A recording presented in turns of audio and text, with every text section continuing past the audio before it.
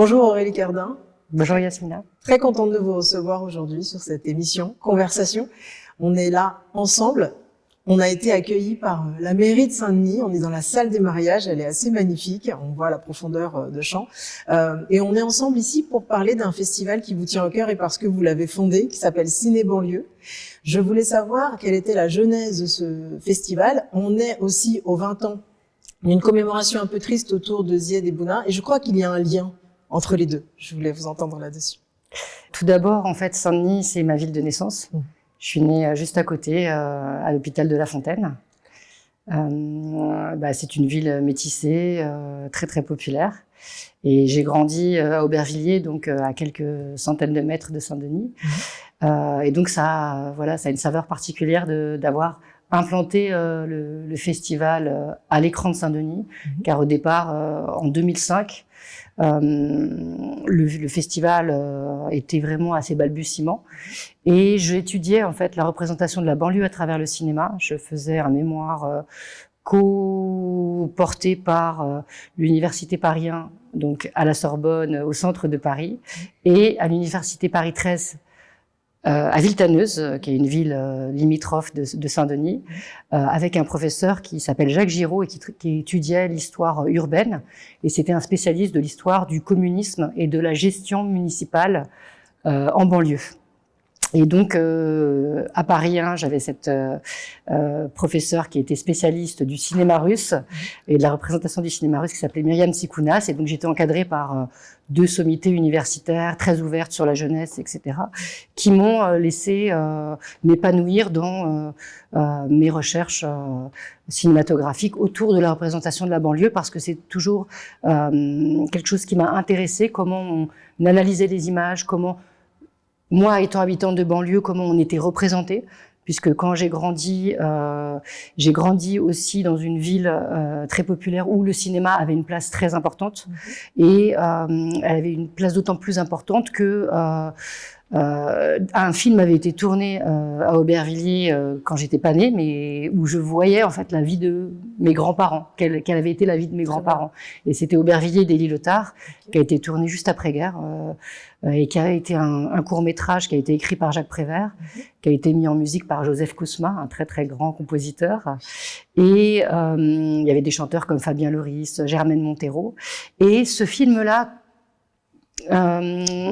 comportait en fait déjà les questions du centre, de la périphérie, de qu'est-ce qu'une ville délaissée, construite, qu'est-ce que la classe ouvrière qui se reconstruit un peu après-guerre, comment ces villes-là ont subi la guerre, mais portent les stigmates d'avant-guerre. Et donc c'est toute cette histoire, et avec un film poétique et un film remarquable, un film en noir et blanc d'Élie Lothar, qui était l'assistante de Louise Buñuel, et un film qui a été au Festival de Cannes. Quand le Festival de Cannes reprend, parce qu'il a été arrêté pendant la guerre, il y a un film de court-métrage important qui est sur les écrans, et c'est Aubervilliers d'Élie Lothar.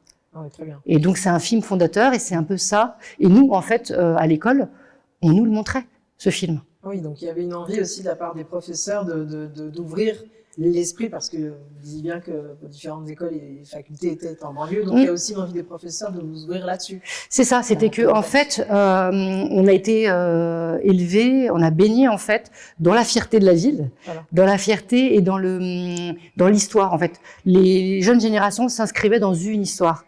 On était là parce qu'il y avait eu ça, parce que Jacques Prévert connaissait Aubervilliers, parce qu'il y avait Le Roi et l'Oiseau, parce que Jean-Luc Godard était venu présenter 2 ou 3 choses que je sais d'elle, et Jean Renoir était venu au cinéma de studio qui était au bout de ma rue. On vivait en fait même si on n'avait pas forcément été à ces projections-là, on savait que ça avait existé, et on savait que Jean-Luc Godard était venu, que Jean Renoir était venu, que Marina Vladi était venue, que Bernadette Lafont était allée à la Cité des 800 présenter ses premiers films, etc.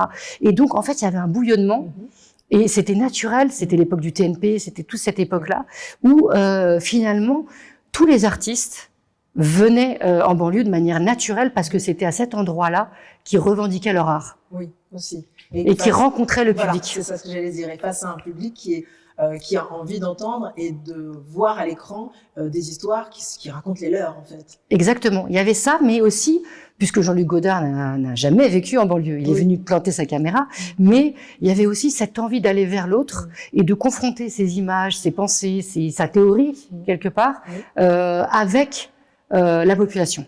Et une population qui était donc lettrée, parce que l'éducation populaire était très forte, et il y avait une population d'ouvriers, mais qui allaient au théâtre, qui lisaient, qui étaient concernés par les conversations philosophiques, par les grands rendez-vous intellectuels.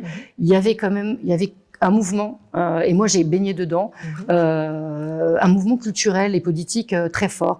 Et c'est un petit peu le festival Ciné-Banlieue, c'est cette impulsion-là et ce dont je me suis nourrie, en fait, et ce que j'ai vécu et que je croyais évident et naturel, c'est ça que j'ai essayé de faire perdurer, de porter et de transmettre, en fait, et de me dire, bah, aujourd'hui, moi, qu'est-ce que je fais? Ça m'a nourri.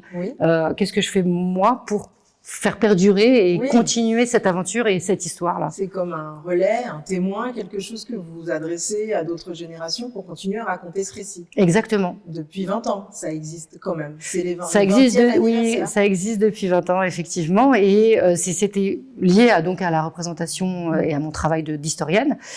Et donc, on était aussi très mobilisés sur les questions de la jeunesse, sur la représentation de la jeunesse, des thématiques comme la confrontation entre la police et les jeunes, puisque dans le film de Jacques Doyon, Petit Frère, qui était tourné à Pantin, au fort d'Aubervilliers, c'est des questions qui sont très portées. Et puis, il y a un film fondateur, moi j'avais une vingtaine d'années, c'est La haine. La haine, évidemment. Mais avant La haine, on avait eu Malik Chiban. Et nous, Malik Chiban, Hexagone, ça a été un film très important.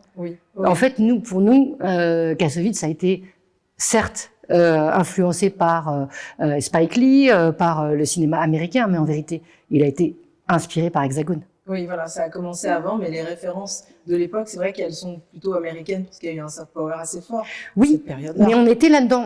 C'est la période Michael Jordan, c'est la période Spike Lee, c'est la période Do the Right Thing, mais la personne qui a fait un film dans la cité, très vite, il y a Mehdi Charef début des années 80, mais pour notre génération, c'est 87, et c'est Malik Chiban. Et à partir de ce moment-là, il y a quelque chose qui se passe. C'est un film associatif, c'est un film où il a fait un film pour porter la voix, qui a construit dans une MJC, et qui parle de la jeunesse des fins des années 80, avec des jeunes de Goussainville, d'Aubervilliers, de l'île Saint-Denis, etc., puisque le comédien principal est de l'île Saint-Denis, c'est juste à côté. Et c'est là où il y a eu les JO cette année, en partie. Donc il se voyait ces jeunes représentés, et ça rassurait aussi toute une population qui grandissait. C'est la première génération d'enfants, par exemple, d'immigrés, qui pouvaient vivre aussi avec des autres qui étaient installés dans une mixité. Là, déjà, fin des années 80, on est après la cohabitation, et donc on est déjà dans les problématiques du chômage. Est-ce que la France va accepter cette génération d'enfants d'immigrés, etc. Et donc on est quand même déjà dans le moment de bascule qui va nous apporter à La haine. Et de 95, il y a État des lieux d'abord. Il y a un film qui est inspiré d'Eisenstein de Jean-François Richet. État des lieux, c'est noir et blanc. Oui, tout à fait. Avant La haine. Tout à fait, avant La haine. Avant La haine, et c'est un film quasiment autoproduit. Sur une immigration plutôt italienne, puisque le comédien principal est italien, ouvrier, qui travaille à l'usine, dans un grand garage mécanique, etc. Une histoire d'amour et tout ça. Et c'est sur les rapports de classe. Mais Jean-François Richet, il arrive, il pose aussi des jalons. Et ensuite, il y a un film qui est très produit, qui est très financé par un enfant de la balle, bien sûr. Mais qui est très doué. Et qui propose, et qui arrive avec un budget assez conséquent, et il est sélectionné directement au Festival de Cannes. Donc là, il y a, ce qui n'est pas le cas de Malik Chiban, bien sûr, ce qui n'est pas le cas d'État des lieux, car quand même, il y a un intérêt sur État des lieux. Les cahiers du cinéma, il est remarqué, Jean-François Richet, un vrai succès d'estime. Oui, il y a tout de suite, il y a Pascal Cocheteux, il y a Why Not qui se disent, faut le produire, ça va donner Ma cité va craquer. Et c'est TF1 qui produit, et c'est Pascal Quechteux qui produit Ma cité va craquer. C'est quand même hallucinant de se dire ça aujourd'hui. Que TF1 ait produit Ma cité va craquer. Ça, je ne sais pas si ça pourrait se passer aujourd'hui. Je ne sais pas, peut-être. Il y a quand même de l'intérêt après Les Misérables. Mais voilà. C'est toujours des circonstances très particulières. Mais en tout cas, là, quand il arrive, il pose une pierre parce que, de par aussi le choix musical qu'il fait, par rapport à ce trio d'amis, Black Blanc Beurre, par rapport, en fait, aux moyens qu'il y a dans le film, les moyens et le temps qu'ils ont pris pour le faire, et que Vincent Cassel, Saïd Taghmaoui, Hubert Koundé sont des comédiens très très solides et que du coup il les fait découvrir au public. Pareil, c'est un film générationnel, ce qu'on appelle un film générationnel. Totalement. Donc nous, en fait, moi je crois que j'avais 17-18 ans. La haine, ça a été notre référence. Complètement. Donc, ça m'a beaucoup marqué aussi. Voilà. Après, il a été critiqué, il y a eu des nuances parce qu'il y avait un côté aussi déterminisme où comme en fait il y a un ultimatum, etc. C'est-à-dire qu'en fait, c'est un film qui est construit où on sait que ça va mal se passer, ça va mal terminer, mais vraiment mal terminer. Donc il y avait ce côté où est-ce que vraiment on est toujours condamné à l'échec, fataliste. Voilà pour comme l'expression de Kerry James le dit, est-ce qu'on est condamné à l'échec? Il y avait ce côté déterministe qu'on retrouve dans le rap où finalement quand on écoute les récits, on va tous finir dans le mur si on les écoute et il n'y a plus qu'à se tirer une balle dans la tête. Mais du coup, il y a quand même de l'espoir, il y a cette terre qui explose et tout ça. Mais ce que nous on retient, c'est effectivement il y a cette voix, il y a cette injustice portée, justice envers la jeunesse, il y a ces malentendus aussi. Et comment il y a un des policiers qui est arabe, qui est joué par un comédien d'Aubervilliers, Kamel Belkadra, et Karim Belkadra, pardon, parce que son cousin s'appelle Kamel et j'étais avec lui à l'école. Mais Karim Belkadra, il joue un des policiers les plus nerveux, et il y a de la nuance dans le film quand même. C'est pas, on n'est pas dans un manichéisme total, etc. C'est ni noir ni blanc. Exactement. Voilà, c'est un film en noir et blanc, mais il est nuancé. Il est quand même nuancé. Mais du coup, ce film-là, il fait une déflagration et grâce à tout ça. Ouais, c'est ça, le reggae, exactement. En fait, les médias sont là, mais il y a aussi cette nuance. C'est pour ça qu'il a marqué pendant toutes ces années et qu'il n'est pas tombé dans l'oubli. C'est pas juste un objet marketing. Il traduit quelque chose de la société vous dites très bien, qui est en train de bouger à ce moment-là, sous le haut patronat, on va dire, de la gauche, parce qu'à ce moment-là, c'est Mitterrand qui est là. Mais la cohabitation, quoi. Il y a une cohabitation, mais en tout cas, il y a une volonté, je pense, de la part du cinéma de vouloir représenter quelque chose. Et ce que fait Ciné Banlieue, c'est vous représenter des récits. Et ça fait 20 ans que ça dure. Et votre connaissance de la banlieue, quand vous voyez l'évolution de la banlieue aujourd'hui, comment, selon vous, votre programmation évolue en fonction du temps, en fonction de ces 20 années? Et est-ce que la banlieue, selon vous, a changé? Est-ce qu'il y a plus de sécurité, il y a moins de mixité peut-être, mais est-ce qu'il y a plus de possibilités d'y arriver? Peut-être quelque chose de plus positif que l'on retrouve dans les différents films que vous montrez? Et c'est pas forcément que des films sur la banlieue que vous montrez, justement. C'est un film qui est d'abord sur la création et le récit personnel de tel ou tel réalisateur qui veut témoigner d'une époque. Tout à fait. Alors, le terme banlieue, c'est parce que c'est pour revenir aux origines de la banlieue, c'est en fait la banlieue, elle est considérée maintenant comme un territoire qui pose des problèmes. Tout à fait. Alors que quand je vous expliquais un petit peu peut-être longuement la genèse, etc. On a besoin de ça. De l'enfance, comment j'ai baigné dans la culture et dans quelles circonstances. La banlieue, c'était l'endroit où on trouvait des solutions, où en fait s'inventait le futur. C'était un endroit où les choses étaient possibles et où on expérimentait pour pouvoir faire progresser la société. Et donc en fait, on était le centre des esprits, du bouillonnement intellectuel, et on se vivait pas du tout comme des laissés pour compte. Voilà. Comme ostracisé, comme regardé. Non. Comme un il problème. y avait ces stigmates par rapport à la classe ouvrière, mais il était une force. C'est-à-dire que, on n'était pas, dépossédés. On n'était pas dépossédé de quelque chose. Ça faisait partie du maillon sociétal. Ça faisait partie d'une lutte, d'un combat, d'une prise de conscience que il y avait des problèmes, qu'il fallait les surmonter, Mmh. qu'on savait pourquoi, Oui. qu'ils étaient liés au pouvoir, à la société, au capitalisme, à plein de choses. Oui. Mais il y avait ce qu'on appelait avant une conscience de classe. Oui, complètement. Voilà, il y a quelque Exactement. chose qui était de cet ordre-là, qu'on soit politisé ou pas. En tout cas, il y avait cette structure de pensée qui était là. Et aujourd'hui, cette banlieue, vous la ressentez Cette banlieue, encore ou elle a maintenant, changé? Elle a changé. Elle a Complètement. changé. Elle a changé. Hier, on montrait un film qui s'appelle Binoubine. Oui. Et c'est un film très philosophique, très beau, qui est tourné en Algérie, à la frontière algéro-tunisienne.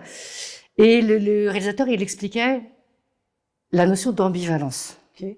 Ah, c'est bien. On a besoin d'ambivalence et de nuances maintenant. De la contradiction. Il dit, on nous considère comme, on est brutaux et doux. Mmh. On Complexe. est complexe. On est concentré et dissipé. Oui. On est concerné et parfois désinvesti. Oui. Et j'ai envie de dire que effectivement, c'est plus instable maintenant parce que il y a une segmentation en fait. Structurellement, socialement, puisque moi je viens de la sociologie, je viens de l'histoire, etc. Oui, vous êtes historienne. La banlieue, telle que moi je la connais aujourd'hui, et le grand tournant que j'ai vu, c'est qu'il y a une ségrégation sociale. La ville où je vivais, à Aubervilliers, j'ai vu les cadres moyens, j'ai vu mes amis partir parce que les écoles fonctionnaient mal, parce que pour eux, ce n'était plus l'Aubervilliers d'avant. Donc, à partir du moment où ils avaient des enfants, à 30 ans, etc., ils se reconnaissaient plus dans la ville. Oui. Et le tout possible avait disparu. Exactement. Ils vivaient dans cette nostalgie, c'est-à-dire que ils vivaient à Paris ou dans d'autres endroits, etc. Et pour eux, ils disaient toujours qu'ils vivaient à Aubervilliers et que Aubervilliers c'était magnifique, c'était super, mais ils n'y étaient plus. Oui, très bien. Et je les ai vus quitter petit à petit, petit à petit, petit à petit. C'est un exil en fait. Voilà, il y a quelque chose où dès que certains ont pu, sont partis, mais sans le dire, parce que c'est comme un aveu d'échec et c'est comme si on trahissait les nôtres en fait. Bien sûr, bien sûr. Et donc il y a quelque chose où, et en même temps quelque chose où on idéalise. Et ils ne voyaient plus la ville comme elle était non plus. Ils ne voulaient plus la voir comme elle était, mes amis d'enfance. Oui, je comprends très bien. C'est que, en fait, elle s'est paupérisée. Et c'est pas que Aubervilliers, ça peut aussi être valable pour la ville de Saint-Denis. Bien sûr. Et en même temps, elle s'enrichit. En même temps, il y a des entreprises qui sont venues. En même temps, vous avez le 19e avec Chanel à Porte d'Aubervilliers. À Saint-Denis, vous avez des poches de pauvreté énormes, mais vous avez le Stade de France qui charrie énormément de... Il y a Joule qui va venir et qui va faire des millions avec les entrées et qui va aussi payer des impôts. Enfin, il y a des grands centres d'affaires, etc. Il y a SFR qui est là. Donc, c'est une utilisation économique et consumériste de la banlieue et qui a tué peut-être ce vivre en fait, ça ensemble. coexiste, ça cohabite. En fait, ça cohabite. C'est ça qui est dingue, en fait. C'est que tout cohabite au même endroit. Et on peut le retrouver dans les pays du Maghreb, ça. Oui. On peut, c'est-à-dire que ce côté où il y a la richesse et il y a celui qui crève de faim à côté. Et en fait, c'est ça qui est choquant. Parce que quand moi j'ai grandi, il y avait une idée qu'on alliait tous y arriver ensemble, qu'il y avait une cohésion et que ceux qui étaient un peu mieux lotis allaient aider ceux qui étaient dans une mauvaise passe temporaire. Aujourd'hui, on a l'impression que en fait la mauvaise passe, elle n'en finit pas. C'est un tunnel. Ça ne s'arrête plus. C'est un tunnel, on voit pas le bout. Voilà. Le déterminisme est plus fort, du coup, avec ce sentiment qu'on va y rester. C'est-à-dire qu'il y en a qui essaient même plus, parce que en fait ils s'avouent perdus parce que ils essaient même plus. Donc en fait, il y en a ils savent même plus si c'est possible ou pas. Oui, c'est ça. En fait, et c'est ça qui est et c'est là que nous, avec le festival et tout ça, on dit mais en fait il faut toujours essayer parce que si on renonce. Si on renonce à créer, si on renonce à penser, à créer et que on se dit que qu'on laisse, qu'on ne vote plus, qu'on ne va plus dans une salle de cinéma qui est un lieu démocratique, qu'on ne prenne plus la parole pour dire que on n'est pas d'accord ou on est d'accord, ou si en fait on délaisse le terrain démocratique, qu'on délaisse juste la relation à l'autre, de porter sa voix et de dire des choses et qu'on estime que en fait la vie elle va se faire sans nous, que le reste on n'y peut rien en fait.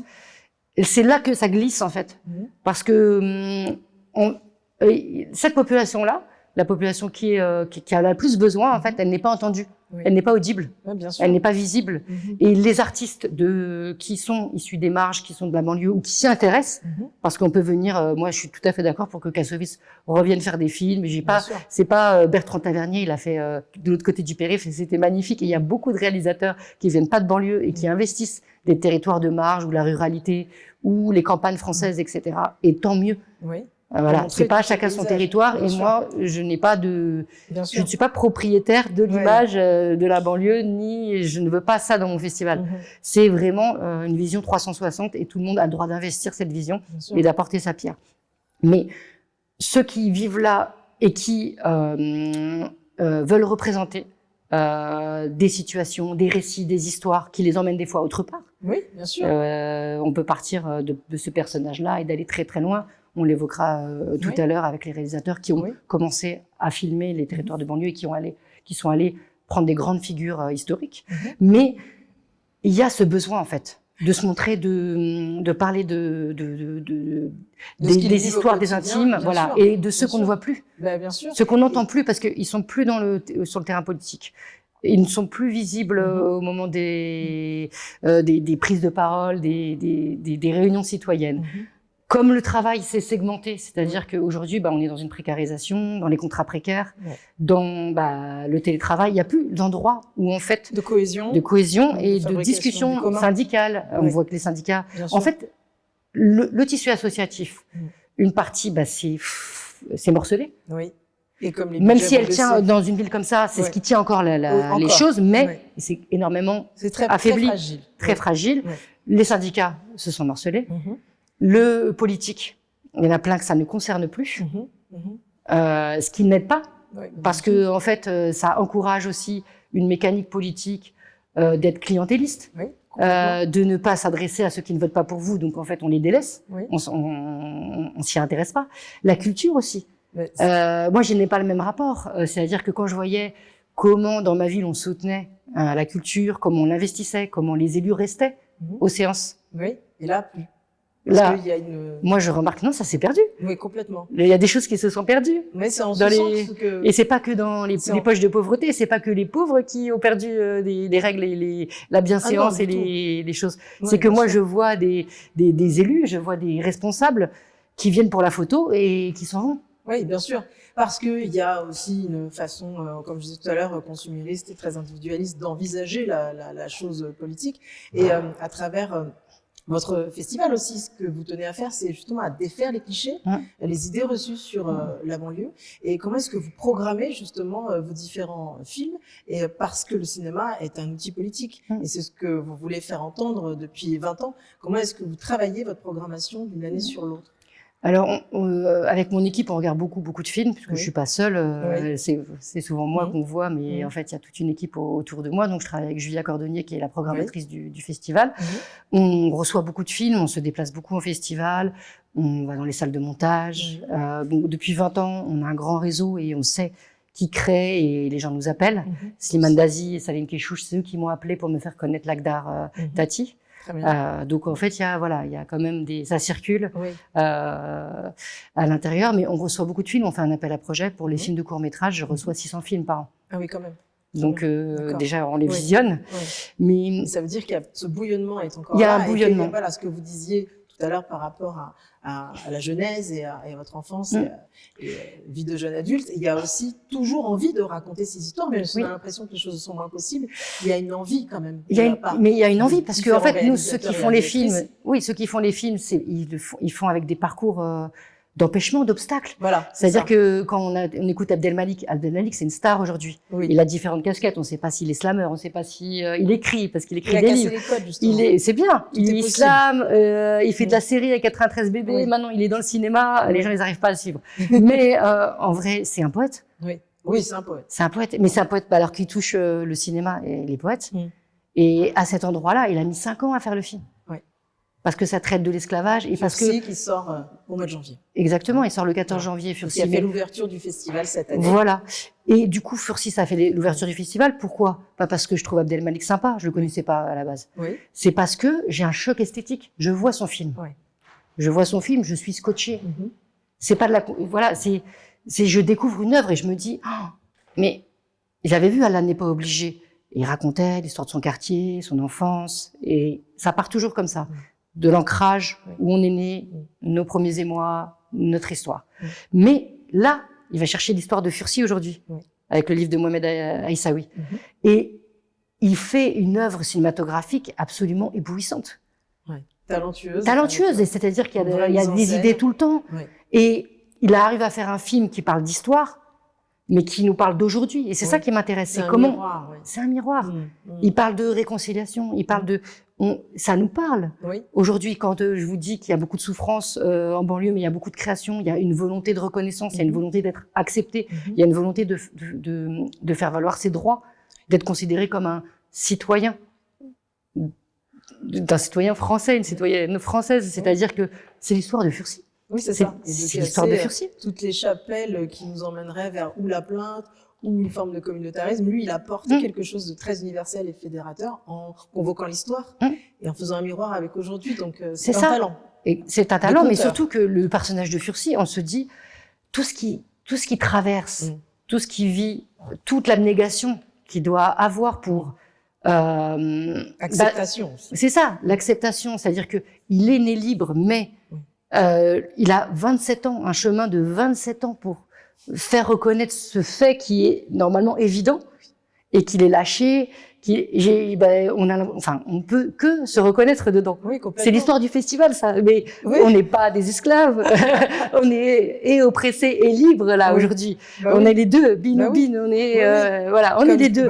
Mais on se vit libre. Mais on a beaucoup d'obstacles et on est obligé de se projeter dans ce parcours et en se disant mais nous ce qu'on a vécu c'est rien par rapport à ce personnage-là. Mais c'est tellement beau comme c'est raconté parce que c'est tellement inventif et en fait c'est le choc artistique en fait. C'est le choc. C'est là où ça déplace quelque chose. C'est-à-dire que si c'est qu'un message asséné, si c'est qu'un message, écrivons un article. C'est pour ça que, pour revenir à la haine, que la haine a marqué son époque. Parce que c'est pas juste nous sommes malheureux en banlieue. Non.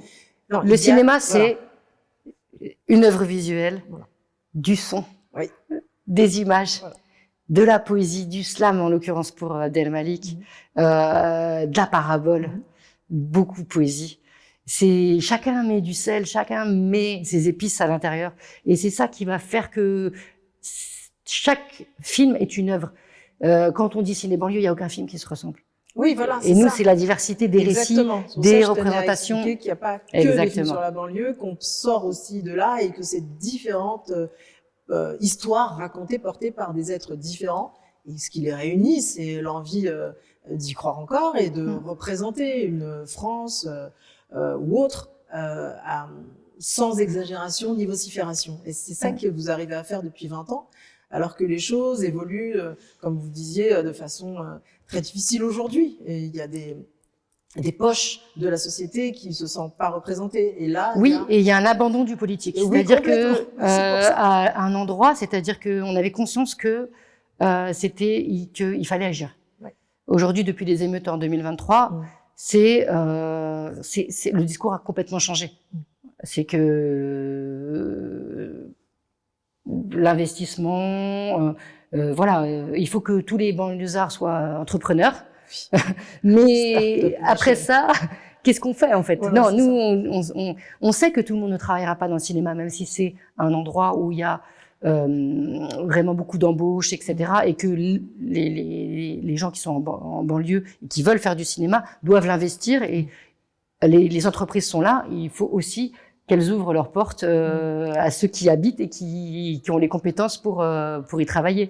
Mais il y a un discours monolithique, c'est-à-dire que effectivement, en fait, on va dire ah bah oui, vous êtes discriminés, on va pas vous embaucher parce que vous êtes des Noirs et des Arabes, bah, embauchez-vous vous-même.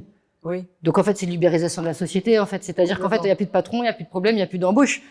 Débrouillez-vous comme ça. Si vous vous embauchez vous-même, il y aura pas de discrimination. Mais non, en fait, la discrimination, elle est là. Il faut la travailler là où elle est. Bien sûr. Et donc, tout le monde ne deviendra pas entrepreneur. On sait que à chaque fois qu'il y a une entreprise qui se crée, il y en a 15 qui ferment. Exactement. Donc, faut avoir de la trésorerie, il faut beaucoup de choses. Donc, ça peut marcher pour des gens qui sont très entrepreneurs, trop entreprenants et Oui. qui ont cette appétence et ce savoir. C'est comme le cinéma, il faut quand même se former. Mais tout le monde ne pourra pas Tout le être monde ça. ne pourra pas. Donc qu'est-ce qu'on fait de cette population? Oui. Oui. Qu'est-ce qu'on fait des mères qui ont besoin aussi, après avoir élevé leurs enfants, de se remettre dans le travail, d'être réinsérées? Qu'est-ce qu'on fait de toute cette population? Parce que la population, c'est une famille, en fait. Oui. Il faut que toute cette famille soit en bonne santé pour que ça marche. Oui, totalement. Et totalement. à tous les niveaux. Et donc, en fait, il y a... La banlieue, la périphérie, etc., elle est seule et abandonnée aujourd'hui. Ouais. Elle est seule et abandonnée. Elle est seule et abandonnée parce que on vient la chercher par clientélisme, par une volonté politique pour prendre les votes, en suscitant les bas instincts, etc. C'est comme si je faisais mon festival ciné-banlieue, que je mettais que du rap et que je disais vous êtes mes potes et je montrais que des films. J'en reçois plein des films sur évidemment sur voilà, sur des gars qui sortent des flingues, qui disent on est les meilleurs et tout ça. J'en ai plein. Je les montre pas. Non, c'est pour ça que c'est un succès de tenir 20 ans en essayant de casser toutes les formes de clichés et d'apporter une image réelle de ce que la France vit et de toutes les périphéries françaises. Et pour dire que vous faites famille, il y a un parrain important pour vous qu'on recevra dans cette émission Conversation très bientôt et qui s'appelle Reda Kateb. Donc, il a vécu en banlieue, il vit encore en banlieue. C'est quelqu'un qui connaît très très bien ce terrain et vous l'avez choisi en 2012 autour du Prophète. Il venait de sortir de cette belle expérience cinématographique. Comment il traverse avec vous toutes ces années Reda, il est de ma génération de toute façon. Donc il a vécu un peu à Ivry-sur-Seine. Il a vécu, je pense, la même enfance et la même jeunesse que moi. Il est dans la même philosophie que nous, en fait. Il est venu avec un court-métrage sur la tête de Bertha Boxcar de Soufiane Adel. Et très vite, on l'a reçu pour Qu'un seul tienne et les autres suivront de Léa Fener.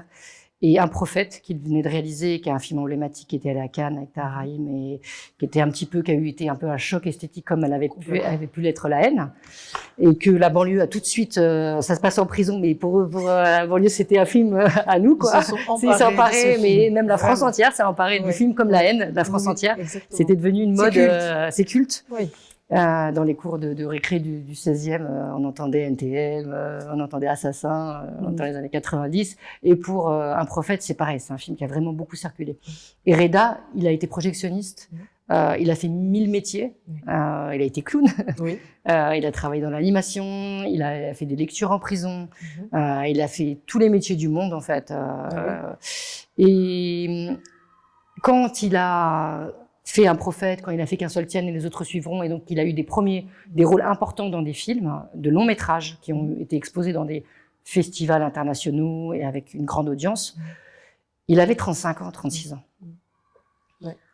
Donc, le succès ne lui est pas tombé dessus sans qu'il soit mature, etc. Exactement. Donc, en fait, il avait une sérénité, une considération pour l'autre, et une écoute assez rare.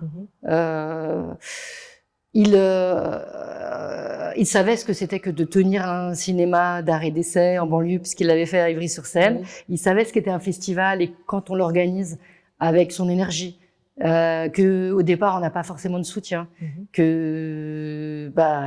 en fait il a apprécié surtout ce qui fait nous le sel de notre festival, c'est les échanges dans la salle. C'est-à-dire que c'est pas un divertissement. Ceux qui viennent voir les films sont concernés. C'est un engagement. C'est un engagement et surtout, en fait, on vient recevoir quelque chose pour dialoguer, pour faire part de ses questionnements, de ses doutes, de ses impressions.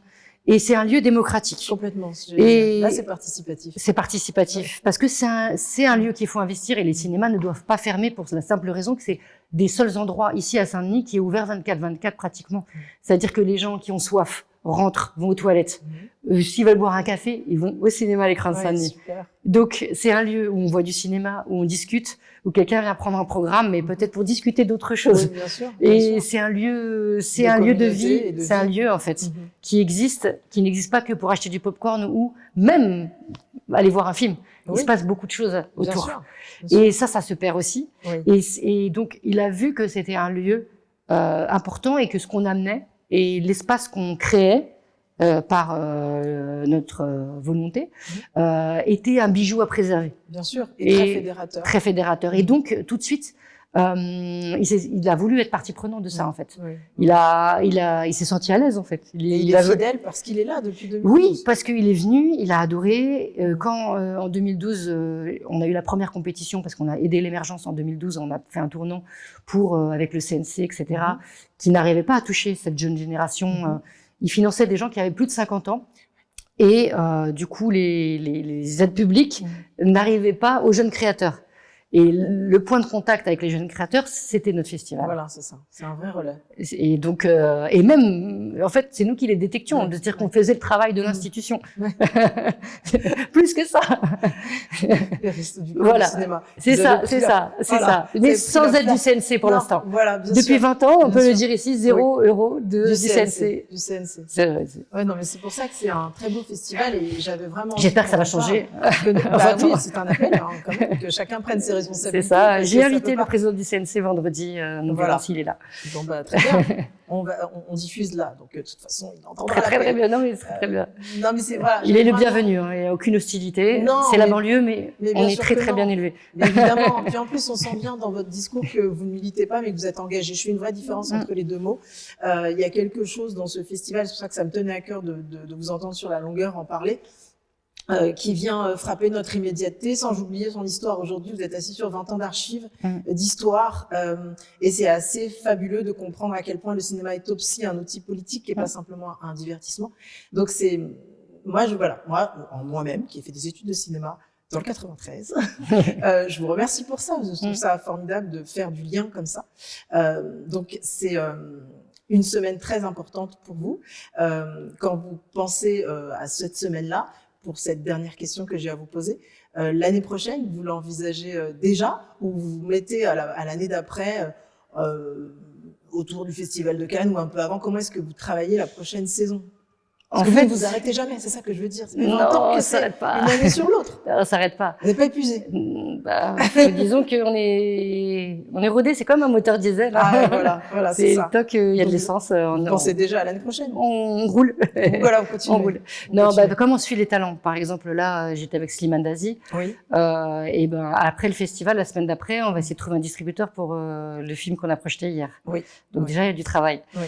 Ensuite, les lauréats qui ont des prix, on les suit dans leur prochain projet. Donc on va lire leur script, on va les orienter, on va les suivre pour certains en les orientant vers la production, etc. Et pourquoi pas en produire certains maintenant. Ouais, très bien. Donc en fait c'est une cheville ouvrière d'un tout. Oui. C'est pas une fin en soi, c'est un moment où on projette et on valorise. Mais ce travail-là en fait on le fait à l'année. Oui. Donc c'est ça. Et c'est couvert par l'association Extramuros. Tout à fait. Voilà, qui fait que, je le rappelle, vous êtes réalisatrice, historienne, réalisatrice, productrice et scénariste. Donc, vous savez absolument de quoi vous parlez et vous prenez par la main toutes ces jeunes générations pour les emmener à faire du cinéma au long cours. Donc, exactement. Je comprends très bien. Exactement. L'activité de l'association. Et ensuite, je vous libère. J'ai envie de vous parler pendant 3 heures. Mais l'association Extramuros, quelle est la prochaine autre activité que vous faites? Alors, Extramuros, ça veut dire banlieue en latin. Oui. Voilà. Donc là, et puis l'association Extramuros, elle organise aussi l'été. Là, au mois d'avril, on va commencer à préparer une grande tournée qui s'appelle Film l'Avenir. D'accord. Et on va dans une vingtaine de villes françaises. Et aussi en Outre-mer, parce que les territoires ultramarins nous concernent aussi énormément. Donc on est en Guyane, à La Réunion, en Guadeloupe, à Mayotte. Et avec les jeunes talents de ciné banlieue qui ont eu des prix, Salomé da Souza, Noah Cohen, qui a d'autres, Anissa Halali, Yannick Tarkovsky, etc. On se promène en fait, et on reste 2 jours dans les villes, et on fait des films d'1 minute 30 avec des jeunes sur place. Et ces films-là sont diffusés sur France Télévisions. D'accord, très bien. Et donc, en fait, on forme des jeunes pousses qui n'ont jamais fait de cinéma. Oui. Et il y a cette idée d'itinérance, de troupe. Génial. et de transmission. Et ça, c'est quelque chose qu'on prépare dès le mois d'avril et qui est un grand projet qu'on a lancé il y a 5 ans et qui prend de plus en plus d'ampleur.